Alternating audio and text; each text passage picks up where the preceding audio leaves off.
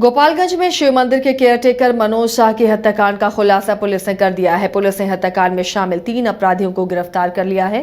Police ने मौके से घटना में प्रयुक्त चाकू, रस्सी, कपड़ा और मृतक का टूटा हुआ मोबाइल सिम भी बरामद किया है। इस घटना के बाद सदर एसडीपीओ के नेतृत्व में एसआईटी टीम का गठन कर हत्या का सफल उद्भेदन कर लिया गया। गोपालगंज पहुंचे सारण डीआईजी विकास कुमार ने प्रेस को संबोधित करते हुए कहा कि मृतक मनोज शाह का गांव की लड़की नेहा के साथ प्रेम प्रसंग था। लड़की की शादी कुछ महीने पहले दूसरे लड़के के साथ हो गई थी, जिसके बाद मनोज शाह लड़की का अश्लील पुराना फोटो और वीडियो दिखाकर उसे ब्लैकमेल कर रहा था। मनोज शाह को उसकी प्रेमिका ने मिलने बहाने घर बुलाया और अपने परिजनों के साथ मिलकर 3 दिन तक मनोज को अपने घर पर ही बांध कर रखा और फिर हत्या कर शव को गांव के बाहर फेंक दिया गया। इस घटना में शामिल प्रेमिका नेहा कुमारी, उसकी चाची सुनीता देवी और छोटे भाई अमित कुमार के साथ इस घटना को अंजाम दिया गया था। सभी आरोपियों को गिरफ्तार कर लिया गया है। वहीं घटना में शामिल अन्य लोगों की गिरफ्तारी के लिए अब जांच की जा रही है।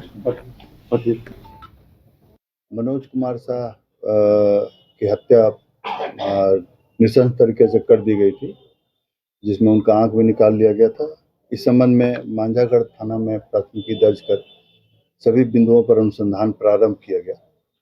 अनुमंडल पुलिस पदाधिकारी सदर गोपालगंज के नेतृत्व में एसआईटी का गठन कर डीआईयू के सहयोग से तकनीकी मदद के माध्यम से जब कांड का अनुसंधान किया गया तो कांड के अनुसंधान में यह पाया गया कि मनोज कुमार शाह का एक गांव की ही युवती के साथ अवैध संबंध था और प्रेम प्रसंग चल रहा था और उस युवती की शादी कहीं अन्यत्र हो गई थी मार्च महीने में, जिसके बाद से मनोज कुमार शाह उस लड़की को ब्लैकमेल कर रहे थे और उस लड़की को फोन करके जो पहले का फोटो और वीडियो था उसको वायरल करने की या उसके पति को देने की बात कर।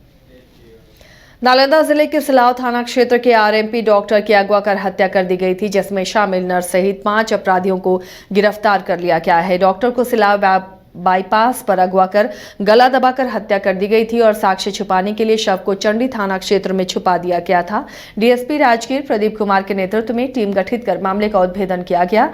डीएसपी ने बताया कि नर्स के पति को शक था कि उसकी पत्नी के साथ डॉक्टर का अवैध संबंध है, जिसके बाद पत्नी के साथ मिलकर ही इस घटना को अंजाम दिया गया है।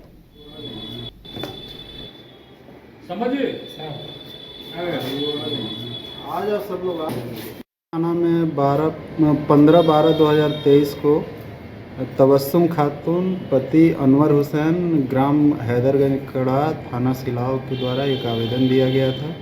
उनके पुत्र सद्दाम अंसारी उम्र लगभग 26 वर्ष 11/12/2023 से वो घर से गायब है। वो रांची एग्ज़ाम देने के लिए निकले थे, तब से वापस नहीं आए थे। इस कांड गंभीरता को देखते हुए आवेदन पर थानाध्यक्ष सिलाव ने त्वरित कार्रवाई करते हुए एफआईआर दर्ज कर उसमें अनुसंधान प्रारंभ किया और हम लोग संदेह के आधार पर इसमें 2 व्यक्ति को उठाए थे, जिसमें अवधेश कुमार भुई के रहने वाले हैं और उनकी पत्नी को। तो इनसे हम लोग को पता चला कि इनकी पत्नी अवधेश की पत्नी से पहले से संपर्क में थे। दोनों लोग हॉस्पिटल चलाते थे बेन थाना क्षेत्र में। तब उनके हम लोग जांच कर उनको गिरफ्तार किए और उनसे पूछताछ के क्रम में पता चला कि इनके द्वारा उसकी हत्या कर दी गई है और बॉडी को चंडी थाना क्षेत्र अंतर्गत छुपा दिया गया है। तो इनकी निसंदेही और पूछताछ में हम लोगों ने बॉडी प्राप्त की है और इस कांड में संलिप्त अन्य लोगों की भी गिरफ्तारी की है। सर, इसमें हत्या कैसे किया गया सर? गोली मारा या किस तरह से? गला दबा करके हत्या किया गया है। इनके द्वारा भी बताया गया है, पोस्टमार्टम भी हुआ है। अभी पोस्टमार्टम रिपोर्ट आ जाएगा तो क्लियर होगा। कितने लोग शामिल थे? कुल 5 लोग शामिल थे। सभी की गिरफ्तारी हुई? सभी की गिरफ्तारी हो चुकी है। कुछ कारण पता चल रहा है? कारण इनके द्वारा इनके पति को अवधेश कुमार जो मुख्य अभियुक्त थे, उनको शक था कि इनके पत्नी के साथ कुछ इनका 3 साल से है, तो कुछ गलत संबंध और थाना में 15/12/2023 को तबस्सुम खातून पति अनवर हुसैन ग्राम हैदरगंज कड़ा थाना गोपालगंज के ओझका गांव थाना क्षेत्र के रघुआ स्थित स्वामी प्रकाश उच्च विद्यालय में मैट्रिक और इंटर का एडमिट कार्ड नहीं मिलने से नाराज सैकड़ों छात्रों ने समाहरणालय गेट पर पहुंचकर घंटों हंगामा और प्रदर्शन किया। प्रदर्शनकारी छात्रों ने बताया कि उन्होंने पहले ही मैट्रिक और इंटर की परीक्षा को लेकर फॉर्म के पैसे का भुगतान कर दिया था, लेकिन स्कूल के प्रिंसिपल नंदलाल माझी ने पिछले कई दिनों से बच्चों को गुमराह किया। बच्चों को डमी एडमिट कार्ड नहीं मिला तो वे कलेक्ट्रेट के गेट पर पहुंच गए और यहां पर प्रिंसिपल के खिलाफ नारेबाजी करने लगे। छात्रों का आरोप है कि एडमिट कार्ड नहीं आने से इस बार वे मैट्रिक और इंटर की परीक्षाएं कैसे देंगे। नहीं आएगा। आज बोल रहे हैं कि अपनी अपने परीक्षा दीजिए, बताइए हम लोग क्या करेंगे? ऐसे कौन से प्रिंसिपल की आप अपनी परीक्षा दीजिए? तो आप लोग डीएम साहब से मिलने के लिए आए हैं? ब्लॉक पर कोई कुछ नहीं सुन रहा है कि हम लोग किस मामले में आए हैं। ब्लॉक पर उतना दूर गए हैं, उतना दूर यहाँ से भी आए, लेकिन कोई कुछ नहीं सुन रहा है। मुद्दा ये हो जाएगा, वो हो जाएगा, लेकिन प्रिंसिपल ने भी रात को रिकॉर्ड भेजा है कि आप लोग का डमी एडमिट कार्ड आएगा, लेकिन आप अपनी में परीक्षा दीजिएगा। क्योंकि हम लोग अपनी में परीक्षा जब हम लोग प्राइमरी का पैसा दिए तो अपने क्यों पैसा देंगे? वही चला के बोले हम हाफ रिजल्ट बनवाएंगे, कौन रिजल्ट बनवाएगा उसका? फिर छोड़ेंगे नहीं, एक बात बोल रहे हैं उसको कहीं भी हो। प्रकाश माई है कि स्वामी प्रकाश उच्च विद्यालय रहुआ उसका गांव के छात्र थे जिनका डमी एडमिट कार्ड नहीं आया है, जिस कारण ये बच्चे इस वर्ष जो परीक्षा होने वाली है मैट्रिक की उससे वंचित रह जाएंगे। उसी को लेकर इनमें आक्रोश है और ये प्रदर्शन कर रहे हैं। इस संबंध में भी जिला शिक्षा पदाधिकारी से बात हुई है।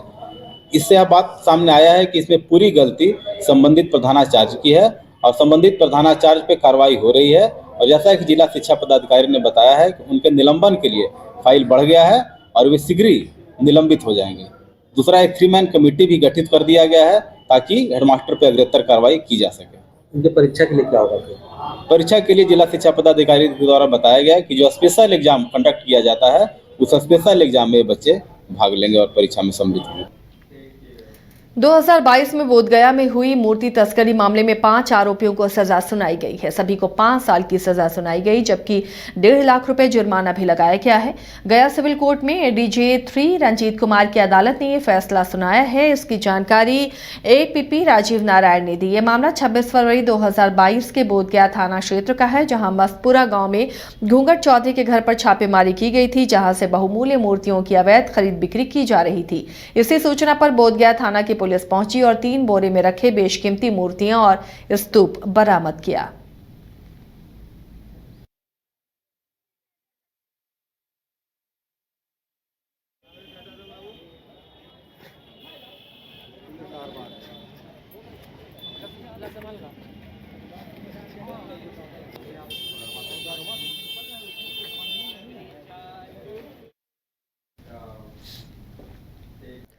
बिहार में दरोगा भर्ती की लिखित परीक्षा के अगले ही दिन पुलिस ने परीक्षा में काम कर रहे सॉल्वर गैंग को लखीसराय से दबोचा है। एसआईटी की टीम को यह कामयाबी मिली है। एसआईटी की टीम ने 17 दिसंबर को आयोजित दारोगा भर्ती परीक्षा में सॉल्वर गैंग के ओर से इलेक्ट्रॉनिक उपकरणों के माध्यम से परीक्षार्थियों को पैसा लेकर प्रश्न उत्तर उपलब्ध कराने वाले गिरोह के 3 सदस्यों को गिरफ्तार किया है। इनके साथ ही पुलिस ने 3 लोगों के पास से 5 walkie talkie, 8 charger, Bluetooth device, 3 receiver और डिवाइस, 7 रिसीवर डिवाइस में लगाने वाला छोटा बैटरी, 13 और 5 मोबाइल, 17,500 रुपए नगद के साथ एटीएम और डेबिट कार्ड भी बरामद किया है। एसपी पंकज कुमार ने बताया कि गिरफ्तार धीरज कुमार और श्रवण कुमार लखीसराय के रहने वाले हैं, जबकि मिथुन कुमार मुंगेर का रहने वाला है। एसपी ने कहा कि सिपाही भर्ती परीक्षा में भी इन लोगों की संलिप्तता सामने आई थी। फिलहाल पुलिस इन लोगों से पूछताछ के बाद अन्य सदस्यों की गिरफ्तारी में जुटी है। एक योजनाबद्ध तरीके से कुछ परीक्षार्थी को परीक्षा केंद्र में भेजने की योजना थी। वहाँ से ब्लूटूथ के माध्यम से क्वेश्चन की जानकारी लेकर वॉकी टॉकी के माध्यम से उसे आंसर उपलब्ध कराना था, लेकिन समय से पहले ही इन लोगों की गिरफ्तारी हो गई। और ये पूछताछ के क्रम में जो सामने आया ये चौंकाने वाला चीज़ था। गिरफ्तारी होने से परीक्षा शांतिपूर्ण तरीके से, कदाचार मुक्त तरीके से हो पाया। एक योजनाबद्ध तरीके से